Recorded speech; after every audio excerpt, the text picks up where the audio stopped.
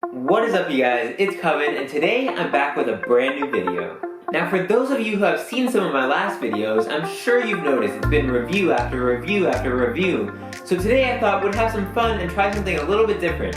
Today, I'm going to be talking about and sharing my thoughts on everything that Marvel Studios announced at this year's San Diego Comic-Con, specifically Phase 4 of the Marvel Cinematic Universe. The Phase 4 slate consists of 10 projects, 5 movies, and 5 Disney Plus series. Perfectly balanced, as all things should be. Clearly, we have a lot to talk about, so let's jump right into it. Phase 4 officially kicks off in May 2020 with the highly anticipated Black Widow. Along with the official announcement of the film, it was revealed that Black Widow will feature Taskmaster as its villain, which I think should be pretty cool to see.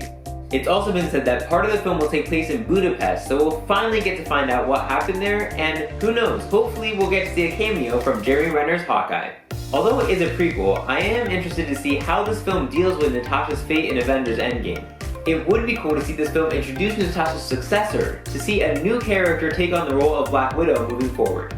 Next up, coming in fall 2020, is the Disney Plus series The Falcon and the Winter Soldier. After Endgame, I'm especially excited to see Sam Wilson take on the mantle of Captain America, and also just to see more banter between Sam and Bucky. It was also announced that Daniel Bruhl's Zemo from Captain America Civil War will be back for this series, not to mention in a costume more similar to his classic purple one from the comics. Even though it's over a year away, The Falcon and the Winter Soldier is my #1 most anticipated Disney Plus series that's been announced so far. Next up, in November 2020, we have Eternals. Now, I personally know little to nothing about the Eternals, which makes this movie all the more interesting. That's before you even get to the film's all-star cast, including Angelina Jolie, Salma Hayek, Kumail Nanjiani, Richard Madden, and so many more. I do wonder how the film will tie in with the rest of the MCU, and I also do think that the film has the potential to be the next big hit like Guardians of the Galaxy, so it'll definitely be interesting to see whether or not it actually will be. Next, in February 2021, we have Shang-Chi and the Legend of the Ten Rings.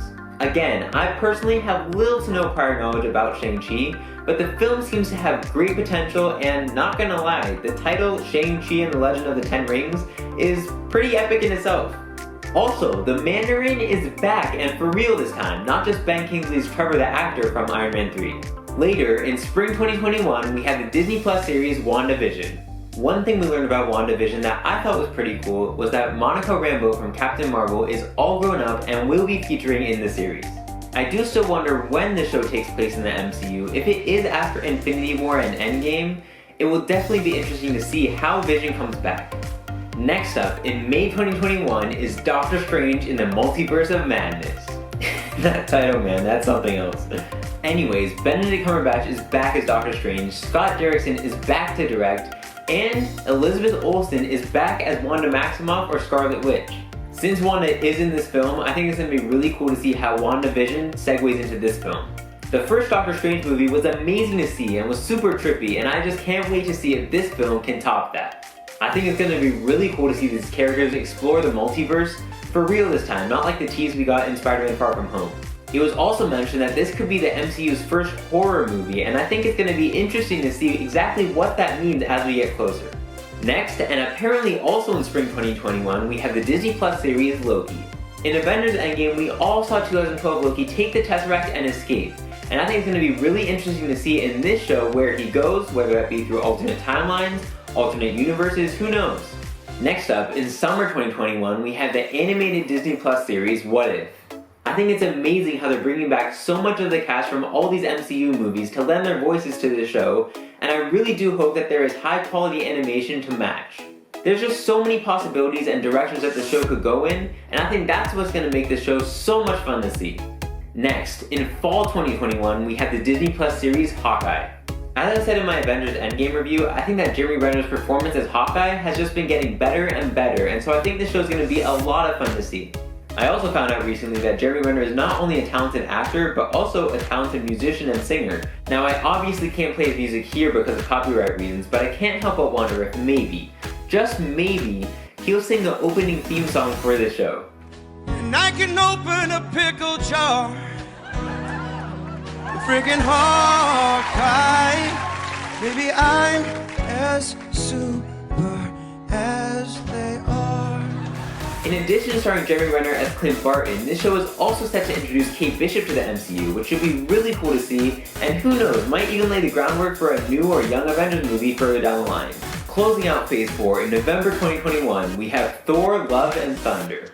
For this film, Taika Waititi is back to direct, Chris Hemsworth is back as Thor, Tessa Thompson is back as Valkyrie, now and importantly as King of New Asgard in search of her queen, and most surprisingly, Natalie Portman is back as Jane Foster. But not just the Jane Foster we knew from Thor and Thor: The Dark World. Now, Jane Foster will wield Mjolnir and become Mighty Thor. I personally think the film is going to be amazing. I'm super excited for it, even though it is the last film in the Phase 4 lineup. It's also worth noting that the film will be released and will take place before Guardians of the Galaxy Volume 3, which is a bit confusing considering the end of Endgame where Thor went with the Guardians, but I guess we'll just have to wait and find out. Now that rounds out Marvel's Phase 4 lineup, but Kevin Feige and Marvel Studios were not done yet. We also found out that Mahershala Ali will be starring in a Blade reboot in the future. Now I've never actually seen any of the original Blade trilogy, but I'm sure that this reboot will be great. We also got confirmation that a Black Panther sequel, a Captain Marvel sequel, and Guardians of the Galaxy Volume 3 are all in the works, with no release dates yet, but I'm sure that we can expect to see them in Phase 5 since Phase 4 is really just over the span of 2 years. Projects involving the Fantastic Four and mutants recently reacquired from Fox are also coming in the future, and it really seems like Marvel Studios is taking the time to do these projects right. Now going back to the Phase 4 lineup, while I am looking forward to all of these projects, if I had to rank the movies from most to least anticipated, I think I would say Thor 4, Doctor Strange 2, Black Widow, Shang-Chi, and Eternals. Now for the Disney Plus series from most to least anticipated, I would say Falcon and the Winter Soldier, Loki, WandaVision, Hawkeye, What If. Although the position of Hawkeye might move up a few spots depending on whether or not Jeremy Renner sings that theme song. Hawkeye. Now then, that about wraps things up for this video. As always, I would love to hear your thoughts, whether it be about Phase 4, about anything Marvel or Comic-Con related, or even just about this video. So if you have anything to share, please feel free to leave it in the comment below. I hope you all enjoyed watching this video. Thank you so much for watching. If you haven't already done so, please be sure to like and subscribe, and I will see you all in the next one.